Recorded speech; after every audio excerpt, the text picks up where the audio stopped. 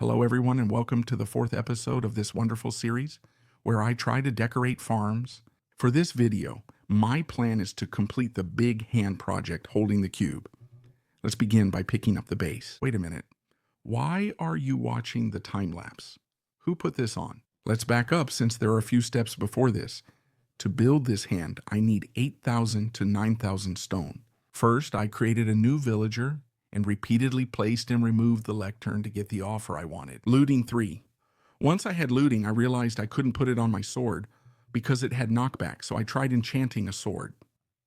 It went really badly, so I just put looting and mending on it and went straight to the nearest nether fortress to start hunting. Wither skeleton. As you can imagine, I need 3 wither skulls to kill the wither boss and to get the beacon.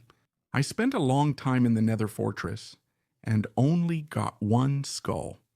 So since it was slow and I wasn't killing enough withers, I went to another fortress. The nether fortress was a little farther away, but it was in the basalt deltas biome, which means way fewer mobs spawn around. Recording this, I realize I use many anglicisms. I hope I'm clear. This nether fortress was smaller, but more of them spawned. What if they ran out? I just had to take a spin with the elytra and come back. I already had lots of wither skeletons to kill, got 3 more heads, and defeated the wither boss in the lamest way.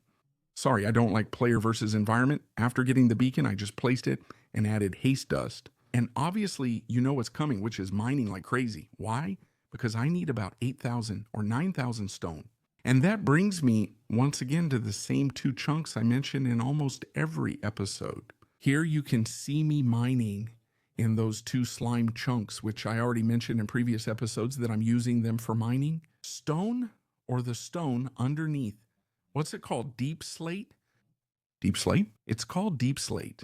I spent the whole last episode saying Deepslate, but it's actually without the P. If at some point I probably will need a slime farm, then maybe it'll come in handy. I hope that's the case, because if not, I've mined all of this, but I haven't been able to make use of it. In this time lapse, after mining the stone, we'll go straight to construction, all right?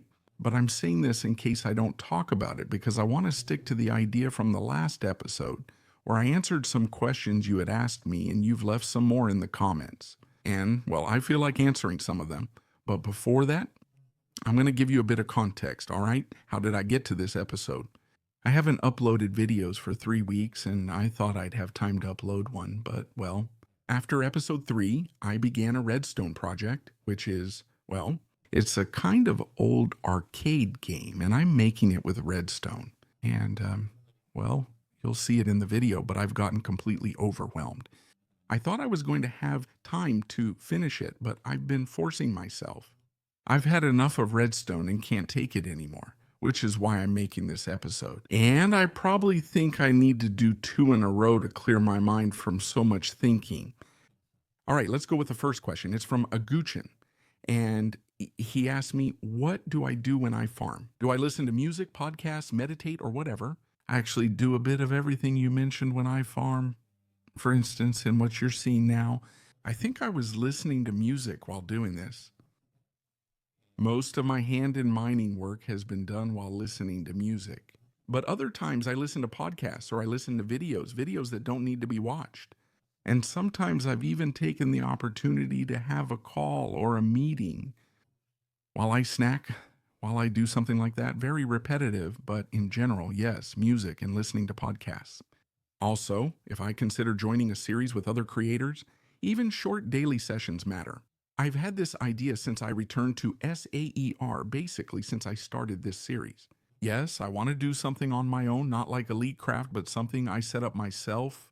A server where people who play Spanish survival, more or less like I play, who have series similar to the ones I do. I would like to have a place, a state where we could get together. But the reality is that it's something that right now, with the uncertainty in my life, I don't want to do. I won't commit or dedicate myself because I'm unsure. YouTube is not my job, and I think to do something like that, it would have to be my job. I would need to dedicate a lot of time to truly commit to the people in that project. Yes, I would like to, but for now it doesn't fit for me to do it, and I'm fine with SAER. All right, here we have another couple of questions, Fran. I think it is. Have you thought about making content for other games? I really liked your Rocket videos. Honestly, no. I have made content for quite a few games in my life, but right now I would only stick with Minecraft. The community is very grateful. Uploading Minecraft videos is always great, and people really enjoy them. I mean, all of them, every episode of this series. Maybe I shouldn't let this guide me, but it's true that in the comments, people thank me for uploading the video. And that's something incredible. That hasn't happened to me with any other game. In others, people criticize or question you, but here they actually thank me. I don't want other games to become content. If I play them, it's just for fun. Me personally, either alone at home or with my friends. Something that does catch my attention is content that has nothing to do with video games. That's something I fantasized about at some point. It's true that I kind of did it sometimes on the second channel, but yeah. I mean, if I were to make a content shift to try other things, for me, it would be something not related to video games. Well, actually, it was in August. In September, I uploaded a video of a trip I took in the summer to the second channel. Silly video, but, well, I was excited about it. I had a pretty good time making it. I might even make another one of these, because at the end of the month, I'm going to the United States. It's a short trip, too. What lessons from your years on YouTube would you like to share? You might expect a YouTuber's answer, but I'll answer as a user. Seeing someone who really enjoys their hobby, sharing that hobby and explaining things about it to you, that's the best thing you can get. It's the best content on YouTube. I've thought about recording this part so you can see how I'm working with Litematica. Look, I have the buttons set up, so if I press the next layer button, I can see the next layer and build based on that. Obviously, the ones that are Mosico, Obel, and so on, I'm covering with a brush, and they show up in red. I put the block in the wrong spot, but it's fine. I wanted to do that, so I don't care. Of course, if you look here, it's really simple because I just do this and place 4 little blocks. I'm here. I think I'm finishing the pinky finger. In fact, I'm going to finish it. Come on. Like this. And that's it. I finished the pinky finger. Okay. And as you can see, this layer thing is super useful because I can see more or I can see less. If I lower it to what I need, it's harder afterward. It depends on how many blocks you have to place. Here, the guide is no longer simple. M+R removes everything, which is great when mobs attack, so you can see. The hand will look strange now. By the way, a really curious thing is that this creeper rendered for me, which I took from the creative world, but it rendered for me in this spot, which is my first creeper hole. And of course, when it happened, I was confused. I was like, what's going on? Did the game register a creeper explosion here? No, it didn't. It's pure coincidence that this one rendered in my first creeper hole, because there's another one here. For example, I guess there must be an option to not render entities or whatever. But anyway, let's keep going with the time lapse. There's not much left. Hey, in the other time lapse, I started talking a lot. I was supposed to talk to you about Litematica, the clip you just saw, right? I just wanted to clarify that I'm using that mod because otherwise I would have died. I mean, I die. If I have to make that hand block by block looking in another world, I swear I die. I did it with the house because I felt like it. I didn't want to use Litematica. I don't know why, I just didn't want to. But not now. With the hand, I needed it. I know that most people who watch this don't really care whether I use this mod or not. And it's actually kind of interesting to see. Almost no one makes a fuss about it, right? Just to clarify, this isn't full vanilla. It's a mod. I don't care about the full experience. It gives me a slight advantage, but, well, I wouldn't really call it an advantage. I mean, calling it an advantage. It's like I'm playing Rocket League. I'm playing Minecraft. It's just a convenience I like to have. Most YouTubers use this mod, but most don't mention it. But, well, it's really easy to tell. When someone builds something layer by layer, you know perfectly well they're using Litematica. Well, I've run out of stone completely. I had these 4 shulker boxes full, so it's time for a bit more of this. What a drag, huh? Got a topic to discuss? It's how awful it is to mine now to get stone, because 50% of the blocks I mine aren't stone. This isn't stone, nor is this or this. That was fast. Let's see if this will do for now. And I want the time lapse to start from that tree. Come on. Okay, that's it. Most of this episode is just time lapse. So let's speed it up. I'll hit double play, and now we're just doing pure Minecraft.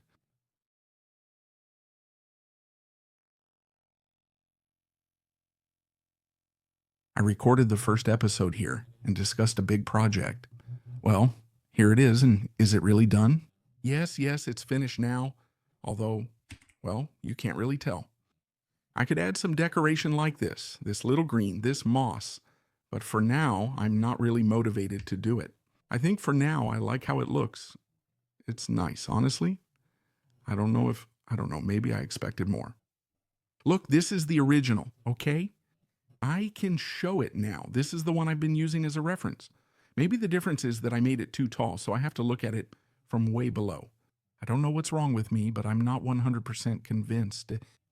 I don't think looking at it will change anything. There are entrances here, by the way.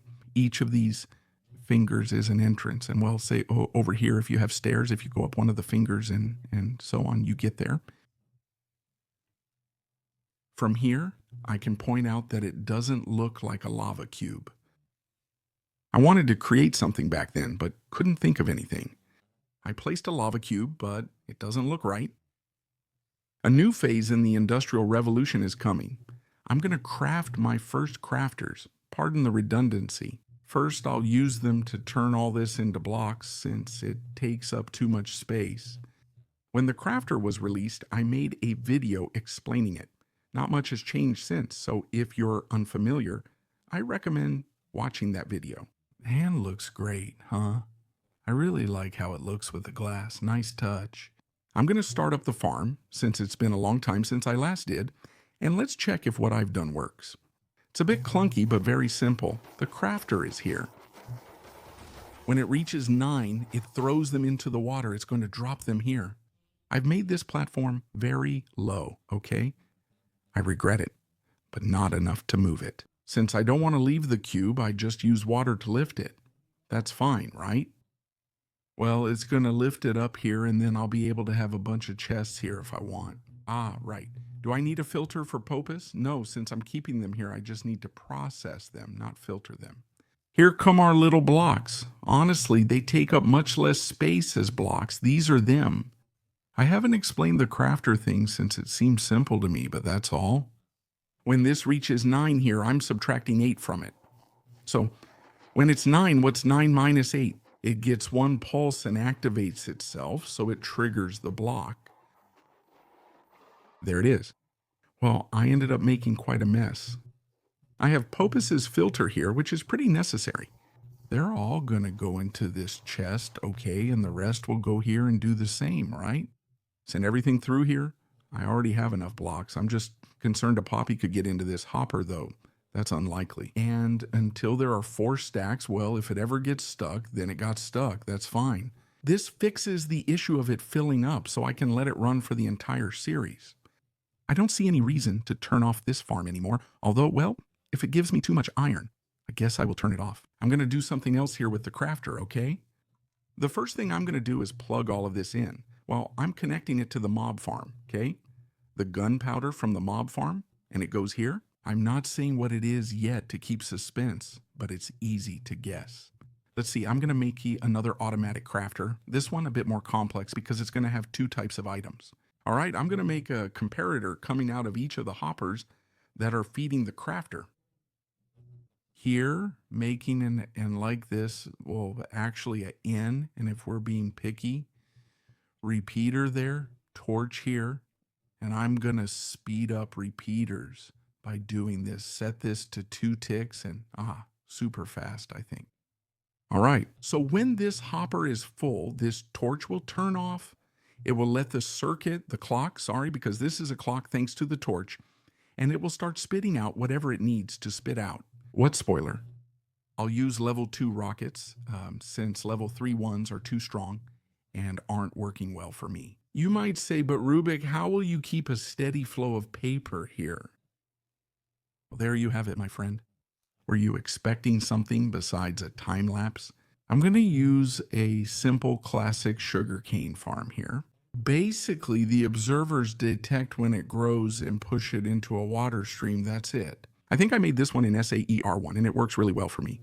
because of its vertical design, since I don't want to take up too much space. You know, I don't want the farms to take up much space, so with its vertical design, can I put it next to the mob farm? And what if someday, let's see if what I'm saying actually happens or not, but if I ever want to cover the entire mob farm with some kind of skyscraper, this fits inside for me.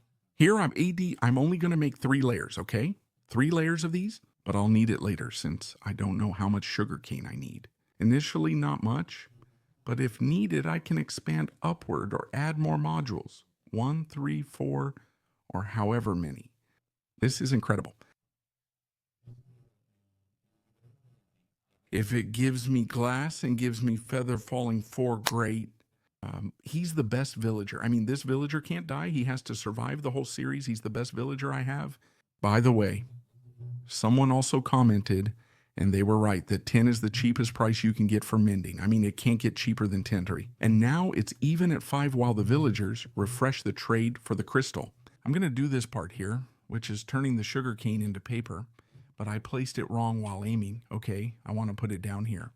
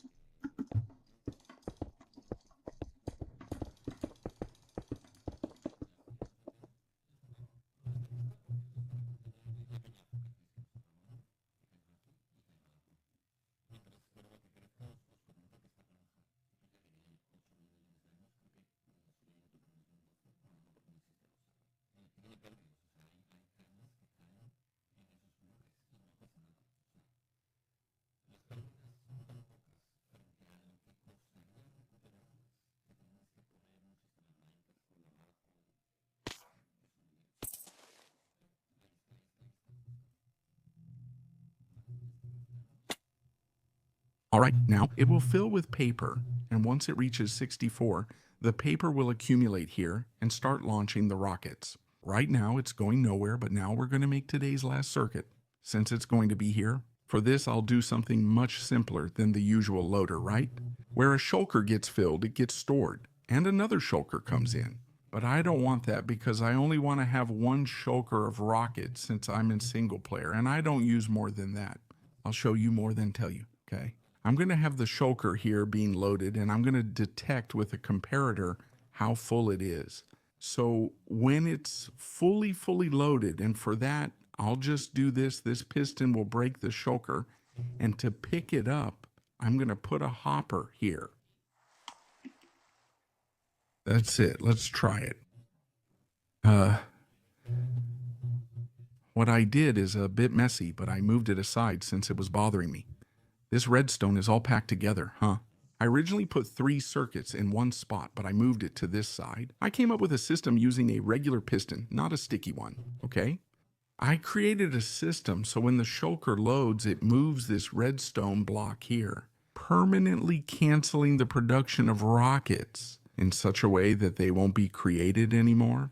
So until I come and replace the block and put it back, not a single rocket will be created. This way, I prevent rockets from being created and going nowhere. Shulker. Now, it's not the coolest circuit, but it's the one that works best for my needs. Well, with the characteristic rain of this series, the handmade over here, the farm, and the whole system made over here, I'm signing off. I don't know if I'll need to expand this, but if I do, we'll do it in the next episode. Thanks for watching. See you next time.